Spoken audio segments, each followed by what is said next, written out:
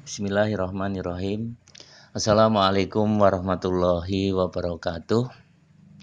Anak-anak, kita bersyukur alhamdulillahirrabbilalamin.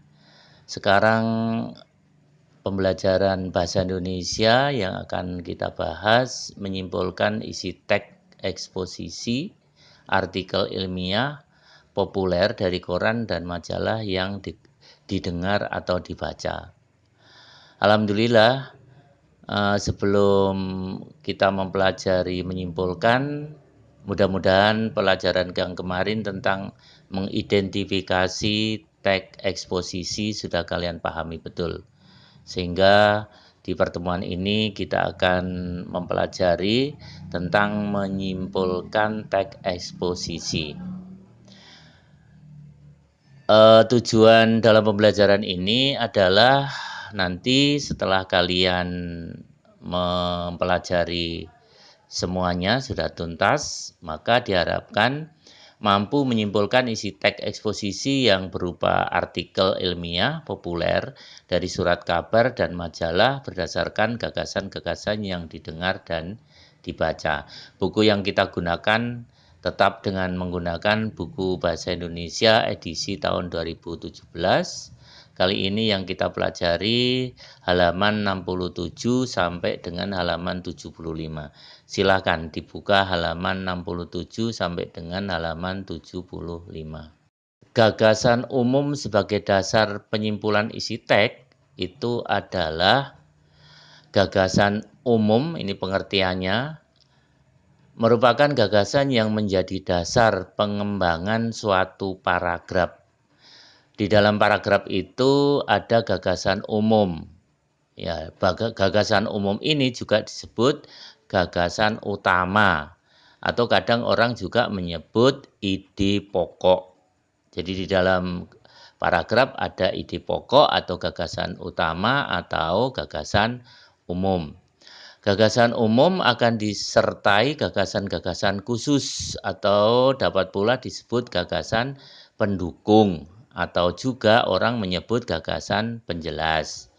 Gagasan-gagasan pendukung dikembangkan berdasarkan gagasan umum. Gagasan umum dijabarkan oleh lebih dari satu gagasan khusus. Jadi gagasan umum itu lebih dari satu kalimat. Namun kalau gagasan utama atau ide pokok itu hanya satu kalimat. Oke, lalu yang berikutnya perhatikan paragraf-paragraf di bawah ini. Kita akan memahami tentang gagasan umum dan gagasan penjelas. Ini ada sebuah paragraf yang bunyinya, pada tahun anggaran sekarang ini ekspor penduduk pertanian menurun dibandingkan dengan tahun anggaran sebelumnya. Penurunan harga beberapa komoditas ekspor, terutama seperti kopi dan karet, merupakan penyebabnya, meskipun volume ekspornya sendiri meningkat. Nah, ini gagasan utamanya atau gagasan umumnya adalah nilai ekspor produk pertanian meningkat. Lalu gagasan penjelasnya adalah di kalimat yang kedua, menurunnya harga beberapa komoditas ekspor terutama seperti kopi dan karet. Itu merupakan penyebabnya. Nah, ini contoh kalimat yang pertama. Kalimat yang kedua, sebagian besar sinetron Indonesia bertema pertengkaran atau percintaan. Tidak ada yang khusus bertema remaja. Sinetron yang paling saya sukai adalah Sidul Anak Sekolahan. Jalan ceritanya mengena dengan kehidupan kita sehari-hari. Saya berharap setelah menonton sinetron bertema remaja, saya dapat memecahkan masalah sehari-hari. Misalnya menjauhkan diri dari narkoba, rendahnya akhlak, dan juga masalah-masalah keremajaan lain di sekolah. Nah, itu paragraf tersebut gagasan utamanya adalah sebagian besar sinetron Indonesia bertema pertengkaran atau percintaan. Nah, ini gagasan penjelasnya adalah kalimat kedua, ketiga, keempat, dan seterusnya itu. Ada jenis-jenis paragraf, ini berdasarkan letaknya. Jenis yang pertama adalah paragraf deduktif. Paragraf deduktif adalah paragraf yang gagasan utamanya terletak di awal paragraf. Gagasan umum atau gagasan utamanya dinyatakan dalam kalimat pertama. Itu paragraf deduktif. Jadi ada contoh. Industrialisasi di negara kita mendorong didirikannya berbagai macam pabrik yang memproduksi beraneka barang dan meningkatkan kesejahteraan masyarakat. Pabrik-pabrik itu memberikan lapangan kerja kepada ribuan tenaga kerja baik yang berasal dari masyarakat di sekitar pabrik maupun di daerah lain. Dengan demikian, adanya berbagai pabrik dapat meningkatkan kesejahteraan masyarakat. Di samping itu, aneka barang yang diproduk oleh pabrik-pabrik tersebut telah meningkatkan ekspor non-migas serta menghasilkan devisa bagi negara. Kalimat yang merupakan gagasan utama adalah ada di bagian atas yang sekarang ada tulisan berwarna merah itu. Nah, itu yang disebut dengan paragraf deduktif. Cirinya adalah meletakkan gagasan utamanya ada di awal paragraf. Lalu yang kedua, paragraf induktif. Paragraf induktif adalah paragraf yang gagasan umumnya terletak di akhir paragraf atau di kalimat penutup paragraf. Ini contohnya, gerakan pencipta alam dengan dasar sadar lingkungan sehat telah mulai menggejala di kalangan remaja.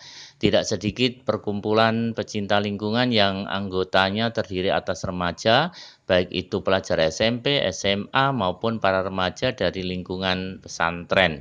Keberanian untuk melakukan penelitianlah semakin meluas, khususnya di tingkat SMA. Fenomena semacam itu merupakan bukti bahwa remaja pada tahun-tahun ini tidak selalu bernilai negatif. Nah, itu paragraf induktif yang meletakkan gagasan utamanya atau gagasan umumnya atau ide pokoknya itu di akhir paragraf. Silakan dilihat yang warna merah kalimat paling akhir. Nah, yang berikutnya ada jenis paragraf campuran. Paragraf campuran adalah paragraf yang gagasan umumnya terletak pada kalimat pertama dan kalimat terakhir. Dalam paragraf ini terdapat dua kalimat utama. Kalimat terakhir paragraf ini merupakan penegasan dari percakapan yang dikemukakan dalam kalimat pertama. Nah, ini ada sebuah contoh. Saya berkeyakinan kalau Indonesia memfokuskan diri pada sekitar agrobisnis, tidak ada negara lain yang mampu menandingi kita. Memang masalah himpitan ekonomi yang sedang berlangsung telah mengoreksi nilai tukar kita. Dalam hal ini, pemerintah tidak perlu memaksa rupiah menguat, akan tetapi biarkan mekanisme pasar menemukan keseimbangannya. Pemerintah harus menyesuaikan diri terhadap nilai tukar yang ada dengan mendorong industri-industri yang mampu bertahan pada nilai tukar yang ada, yakni sektor agrobisnis. Bagi sektor agrobisnis, semakin melempah rupiah asal stabil akan semakin baik. Apabila sektor ini sudah berjalan dengan baik, tidak mustahil negara kita akan menjadi salah satu negara yang ekonominya tertangguh di dunia. Itu contoh paragraf campuran. Bahwa paragraf itu adalah gagasannya itu ada di kalimat pertama atau kalimat paling atas, dan kalimat yang terakhir merupakan kalimat penegasan.